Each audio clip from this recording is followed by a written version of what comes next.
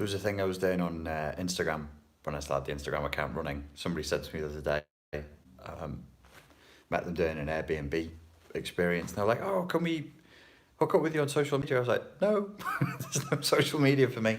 But when I used to do it, I started putting like footnotes, like you would like a one of those yellow sticky notes on a fridge for things that were related to psychology, especially as you apply it to humans.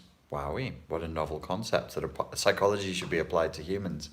It's been on my mind a lot recently, like academic psychology.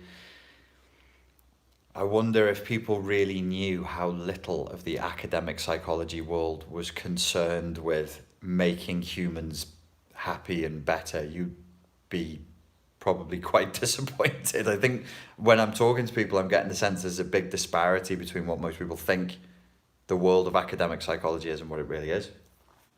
I can prove it to you. Go on Google Scholar, which is free to use. I've not run the experiment, but I can say with some confidence, if you look at the last 30 papers published, there'll be very little in terms of sort of saying that we came up with this new method for helping depressed people be less depressed or anxious people be less anxious. You ain't gonna find that. That ain't gonna be there. So here's a footnote for you, and it is that the word infantile, when it's used in the context of, it would be like a psychotherapist or a psychoanalyst would say the word infantile, which is another thing about academic psychology. It's not massively concerned with psychotherapy and psychoanalysis. These are, I wouldn't say they're fringe subjects. I'd just say that if you were to make a pie of academic psychology, I don't know how big a slice of it would be psychotherapy and psychoanalysis, but it wouldn't be a big one. It really wouldn't. So when the term infantile is used, I don't want people to get the sense that that means weak or immature or not stable. In fact, the opposite is true. It's implicit in the way infantile is used that actually you're going to face a problem. Like if a client has an infantile defense, you would say, "Oh dear, this could be troublesome." If it was formed before the age of 5 or 6, not that it will be weak, but that it will be strong. So when we talk about infantile defenses, I don't want you to get the impression we're talking about weak defenses or meaningless defenses.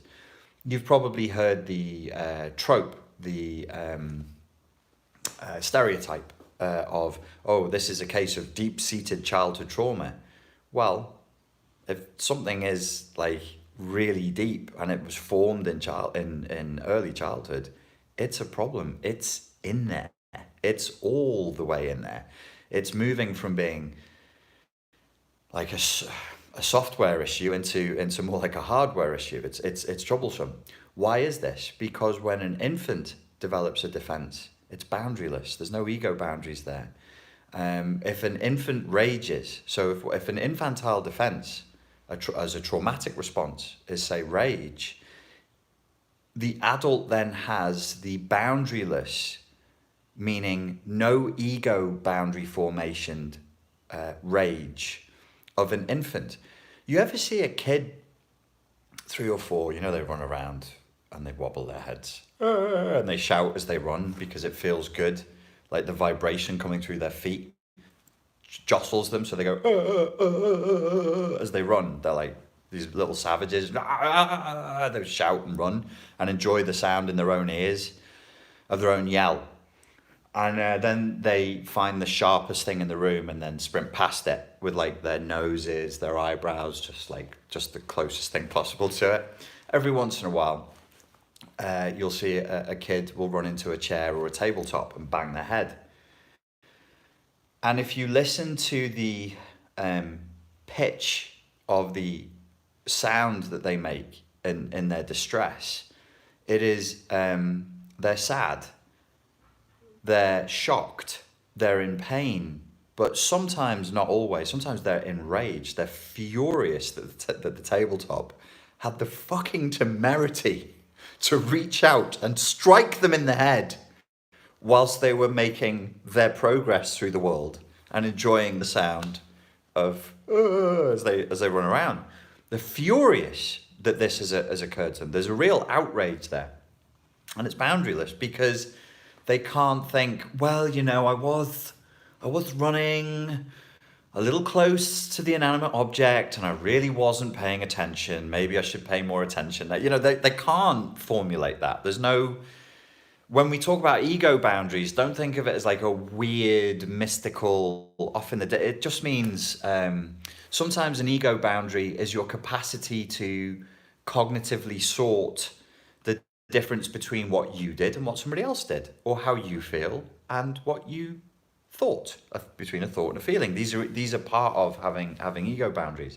So an infantile defense can be this boundaryless, extremely thick set, incredibly stubborn response that cannot be reached by reason. And of course, this is where anybody who does talking therapy from the full range, the shallow end of the swimming pool where life coaches are, and then you get the full range of it, like counseling, psychotherapy, psychiatry, and all the different schools, and depending on how far into the unconscious they want to go, or how much they work with archetypes or whatever else, you're dealing with something that can't be reached by talking to the client. It's a very blunt tool. And this is another thing that concerns me when I'm reading comments by people and I'm hearing people talk about the subject. Therapy is not magic.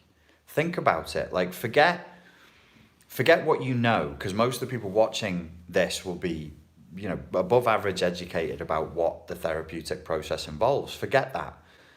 Think of it like as if you didn't know the subject at all. You have usually two adults in a room. One person is paying the other for their time and their attention, and they are both consenting to what is essentially a conversation. And there is really only so much. I mean, I'm a big fan of it, and I'm a big fan of what you can do through talking, and what you can do by opening up, and what you can do by having that conversation. But you really are just talking. There's just two adults in a room having a chat. And so the scope of what can be done is limited, especially when you hit a lack of consent. So why is an infantile defense something that's going to make somebody who does talking therapy go, because even if the client is consenting and wants to get better, if I've hit an infantile defense, that will supersede the adults. So you have the client, and you could say, let's use the Freudian model. You have their ego. That's the ego has decided to take an action. There was a superego injunction. Life isn't working. Something must be done. This is not good enough. The ego goes, oh, okay, I'll guess I'll take an adult reasonable action and go and get therapy. And then you're going to come up against the child, the id, who's just going to go, no, no, no, no, no, no, no. And there's nothing. You go, come on, we should, because if you don't, your marriage is going to break down. She's going to leave you this time. No, no, no, no, no, no. It's like you only have to change one thing. And if you let go of this one thing that you do, everything else will be fine. Doesn't that sound nice? No, no, no, no. So you get this, like, I've not seen that move much in my experience. I've not seen much of that go away. The thing that led me to this is thinking about a situation from years ago. Actually, it's not something I've come up against recently, but the power of denial, and it's an infantile response to trauma, to pain, to danger. To go, no, this isn't happening. When we talk about the codependent, the person with CPTSD, the person who is struggling, frequently we notice that there is this tendency towards neurotic levels of naivety. Sam Vaknin has mentioned the malignant optimism. There is, and I've spoken about neurotic levels of conscientiousness and a non-worldliness. Including myself in this. Like, on some subjects, I'll be worldly and I'll be wise and sophisticated and mature. And then on some subjects, I am just goo goo, gaga. And it's frequently it's around intimacy. I'm like, why am I make such good decisions here and here. I'm really proud of that. And then I go over there and I'm like, who made this decision? And where was the me that is me when I made that decision? Where was this? Where was I? And then you have to start, this is another subject for another video, you have to start looking at, well, there's clearly more than one I. There clearly is. There's clearly more than one self. And as I mentioned in the CPTSR Thrivers video of the sad baby, it seems to be the case that in certain emotional flashbacks, we're actually constructing, or we're flashing back into a split or a part or a persona or a superstate that's different. And maybe we could call another one like, what would you, I can't think of, oh fuck, I've talked myself into a corner now. Like if you were infinitely naive and you were always just, is there a character? There must be a character from fiction who's perpetually naive, who's perpetually just otherworldly and always assumes the best about other people, even when everything indicates that that's not what they should be doing. Whatever we decide to call that, it's that. Mr. Naive, Mrs. Naive, Mrs. Non-worldly.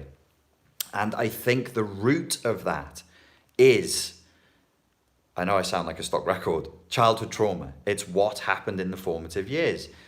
We saw something that was unacceptable. We saw something that we couldn't cope with. We saw something that probably threatened our whole sense of self and our sense of existence, like, for example, mummy and daddy don't love me, or the world is a dangerous place, or,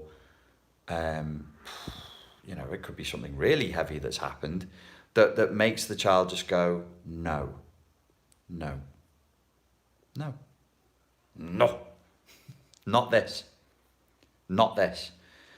A denial, I think the more flowery psychoanalytic term for that, I think, is disavowal. So you just go, no, not that. I refuse. I accept everything, but not that.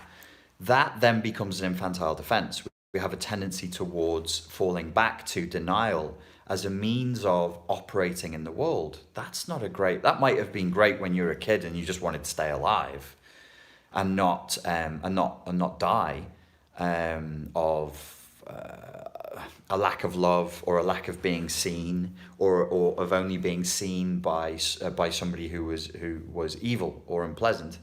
But in adulthood, it's lethal. It's lethal because you're always going to deny the evidence that's put in front of your eyes. And this defense is strong, but maladaptive. The infantile defense is strong, but not good for you and not good for the people around you. It's an adaptation to stress, but it's a bad adaptation. It's a costly adaptation. It's an inefficient adaptation that will cost a lot if you're perpetually naive. So when we say infantile, it's not weak. We don't mean weak. The opposite. It can be incredibly strong with a blind, another slightly flowery term from the psychoanalytic literature would be libido and libidinous energy. Libido often thought of as being like people's sex drive. And if you have a high libido, okay, yes, but it's also libidinous energy is the drive to life. Imagine, put yourself in the mind of a 3-year-old and your blind, unboundaried, unqualified, you never question yourself. You never question, oh, that sounds like certain personality disorders we won't mention. You never question yourself. You are unquestionable. It doesn't exist as a possibility for me as a 3-year-old to say, oh, I think on this occasion, I think this is me. I really don't feel like I ate enough kale this week and I'm a little cranky. I haven't done my meditation and it's me. I'm off. It's me that's, you can't. It doesn't exist. It can't. But when the formation is formed at that age, that carries through into adulthood. And you just go, no, that's not me. So infantile does not mean childlike, and it means childlike. It doesn't mean weak. It means it's a blind, driven by libidinous force, drive that was rooted in survival and was boundaryless. So how does this manifest in adulthood? Here's something we can all relate to. You ever come across somebody who's a little stubborn?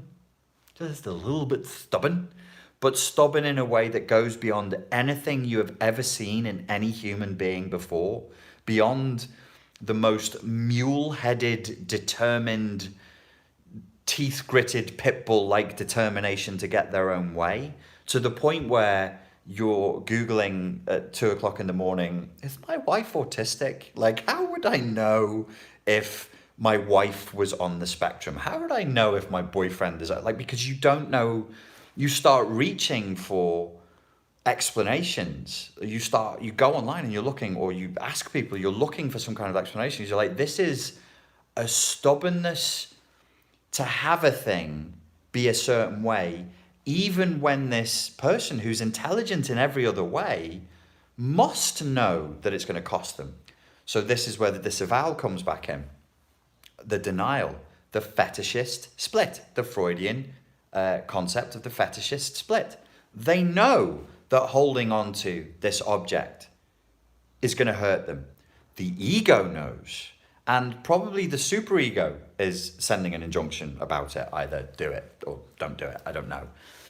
The ego knows, but there are parts of them in the infantile place where raw, unfiltered emotion and reaction formations are coming from that supersede that. So you can intellectually know, but still they won't let go of it. And then you'll look for explanations. Like, you'll be like, why would they do this? It's actually, you're caught up in their infantile defenses. And if you're ever asking the question, why do they only seem to do this to me and not to anybody else? It is intimacy that is the trigger.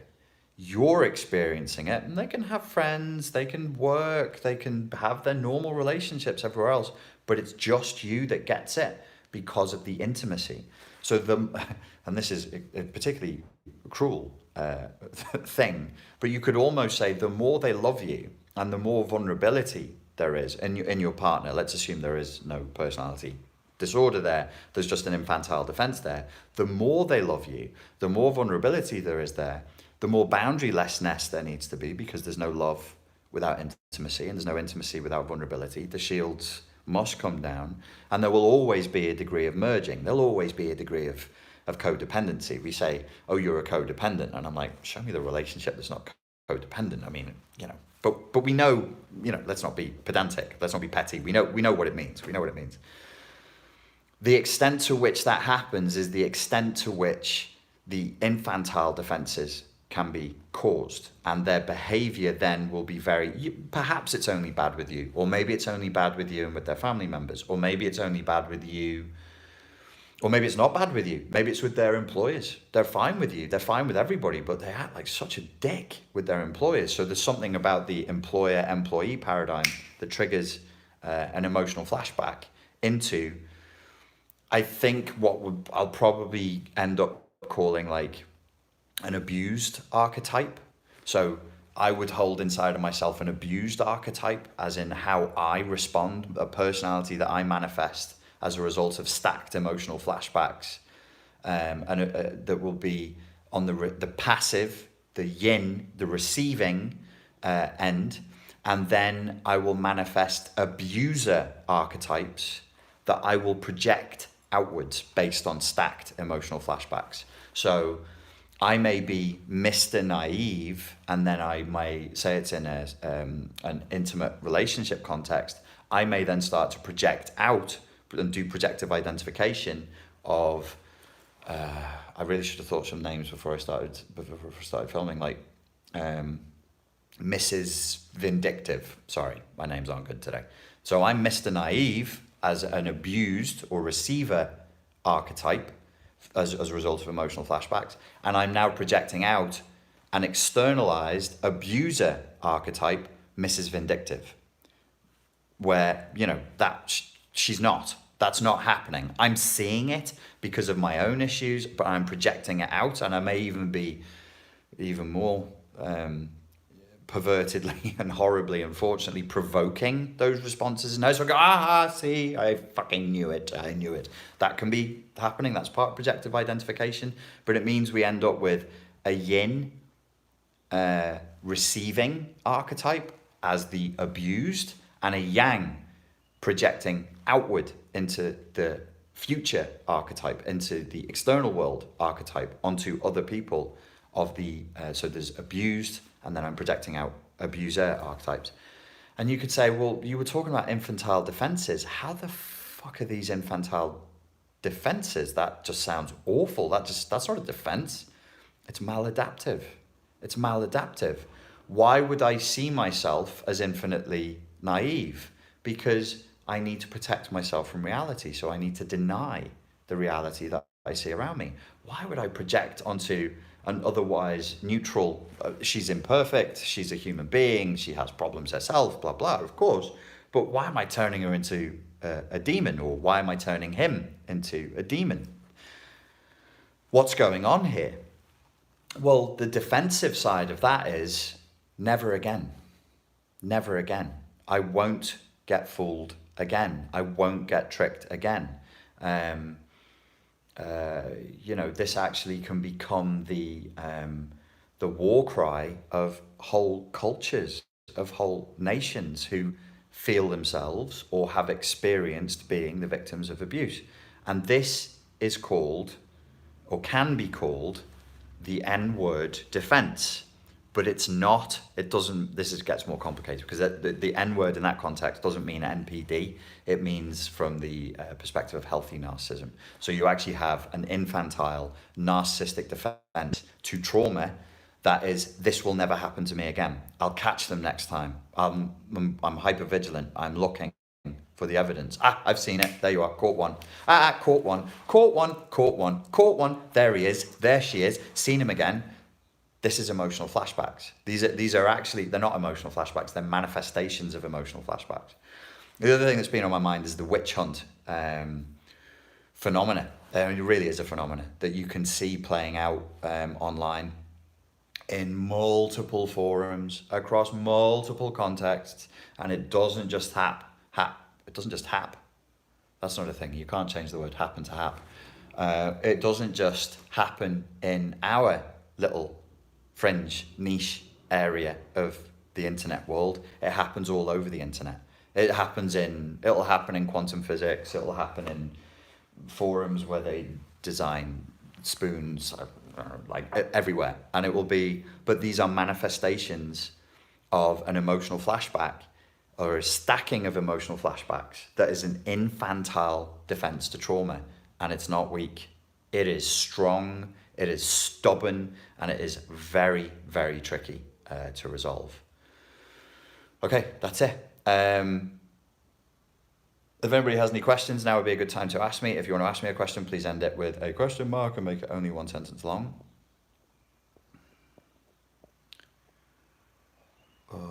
What do you think of the term gifted child? Pete Walker uses it in his book, and I can identify. I have to say, I can't remember him using the term gifted child. I'd need to know what the context was for gifted child. As in, does it mean that the child stands out within the family unit? Because then I would understand what that would mean. Grace says, thank you for explaining that, Richard. Light bulb moment. I suspected intimacy was triggering, allowing these projections by particular people I deal with on a daily basis.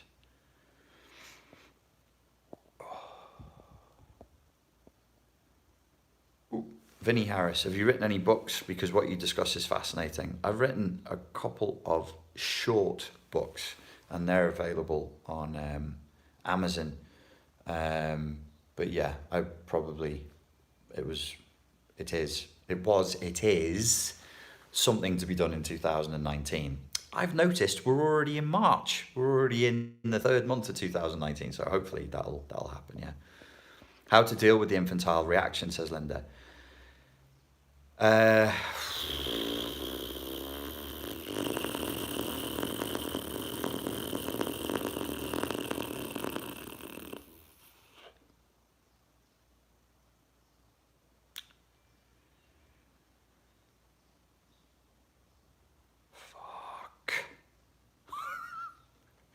Yeah, you got me. You got me there. I'll give you that one. What?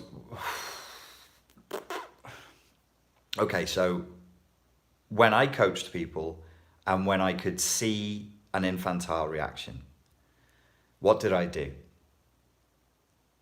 I said very clearly inside my head, I drew a boundary around it and I said, okay, here's Peter. And Peter's a cool guy and we talk and he's fine and he's all good. But when we talk about women, he goes weird, man. He says like really weird stuff and he starts showing off and he's like telling me how many women he slept with and he's this and he's that. And I'm like, God, that's really icky and not charming, where normally like he's a really charming dude. He gets all insecure and like he really needs to impress me with his sexual prowess for women. And I go, okay, this is an infantile defense. This is not Peter. So I draw a boundary around it and I go, because if a client starts to be annoying or weird or showing you stuff like that, you need in your own head to have your own self-management techniques. You go, okay, the value of the client is held constant, even though some of the beliefs and the behaviors will be questioned. So I go, okay, there's something that needs questioning. That's the first thing I would do. And I'd say the value of the client is held constant. So what is this? What am I saying here? And then I'm on the fly here. I'm telling you what I would do. I haven't written this out and thought about it. I think I would, so number one is how I feel about it. And number two is how I address it, which is, see that right there? You're going to need some patience with that. So I'm telling me I'm going to have to be patient with this. This is how this guy has been his whole adult life about this one issue, which means it's layered with a lot of emotion. So this is going to take some time. So I'm like, this issue, we don't rush, we don't push, you don't bully the client, because I can play drill instructor, it's the Spartan life coach, you're going to do this, you're going to hammer this, you're going to have discipline. That's not going to work with an infantile defense. If anything, it will make it stronger. It will just put the roots of it, like in Alien, where it like clings on and you just start pulling on it and it just goes, it just goes even deeper in. So I'm like, I'm not pulling on that. I'm not going to fight that. So one, identify it. Two, the value of the client is held constant. Three, this is going to require patience on my part. So there's three things I need to do to me to not make it worse.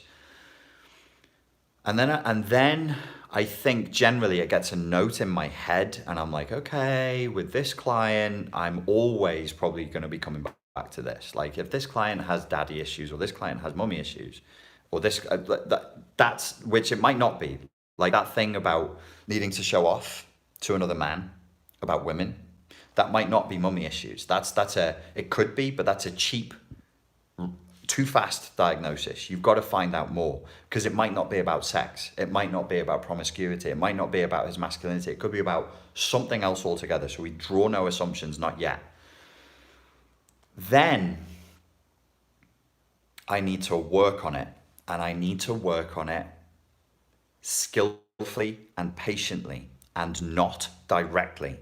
Because if I touch that infantile defense, it will strengthen. It will go, get the fuck off me. It's a muscular, stubborn thing. And if you pull on it, if you attack it, if you put cigarettes out on it, it will just burrow in deeper because it's a reaction against resistance in the external world.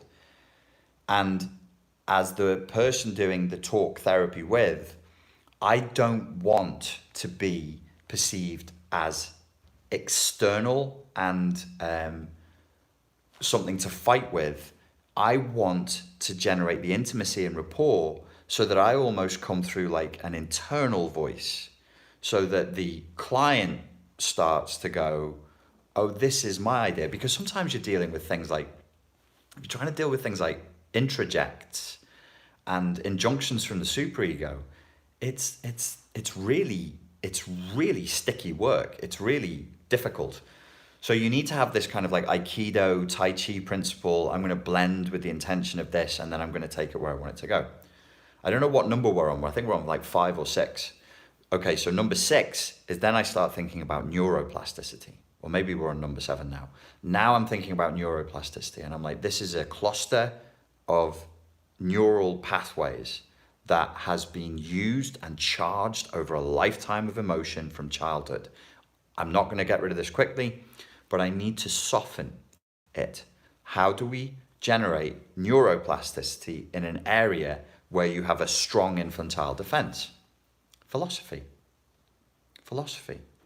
Blend with the client's intent and be light and inquisitive and apply Socratic method. Seek more information. Don't generate defensiveness, and sort of say, okay, tell me about, tell me about this subject. How do you feel about the subject? How do you think about the subject? That's really interesting, I say, coming from a place of non-judgment and curiosity with a good sense of humor, knowing that this is going to take a while to redevelop, and knowing that in my role, I am somewhere between a big brother to a parent figure, and that my condemnation or judgment of this infantile defense could be catastrophic and totally, like, everything after that will be ruined. Like, I'll lose my rapport, and I can't. I trade on rapport. So if I lose that, I've lost the game. So then I'll say, okay, well, this is really interesting, and let's be philosophical about this. Where did you get these ideas? How do you think about this? And have you ever found a situation where this is not true? How have you found other people have responded to this? Wow, that's really interesting. And have you ever known somebody who has the same beliefs as you, and it's done this for them or that? So you start going all the way around it, trying to generate and mirror an attitude of curiosity towards this thing that's the infantile defense. And then if you have a fair wind and God is willing, then you might slowly, over a period that will be measured probably in months rather than weeks, start to get the person to let go of it. But they need something else. So I think we're now on step 8 or step 9. It must be replaced by something that they feel is better, that they feel serves them more. You can't just pull a tooth out and leave a fucking gaping wound there. You just because that will aggravate them, and they'll feel the lack of it. And even if you do good therapeutic work and it is gone, if there's a lack there, they'll go, the tongue keeps going back to it, and I'll go, I don't like that space there, I want something there, and they'll redevelop it from scratch. This has happened. That's not Richard's theory, that's written about in the literature, and has been for over 100 years. So people have been cured of addictions, for example, like opium addiction, and then redeveloped with determination and discipline and skill. There are certain addictions that, in order to get re-addicted to them, smoking. I watched a friend of mine re-addict himself to smoking consciously from scratch, and went through the pain of it, because it's painful to get addicted to smoking. It hurts your throat, it hurts your lungs, it hurts your nose, it hurts your eyes. It sucks. It's a sucky experience, and he did it because it wasn't a completed process. Something else needs to go there that makes you better, that makes the human system, function more effectively in the world. You asked me a really good question. I've given you I would mark that answer around a 6 out of 10. I probably need a little bit more time to think about it. I'm afraid I can't answer any more questions now because I'm out of time. Ladies and gentlemen, thank you very much for your time and your attention. I have a meeting I must go to, and I must leave, so take care. How did you quit smoking? I used Zen meditation. That's actually true. That's how I quit smoking. I quit smoking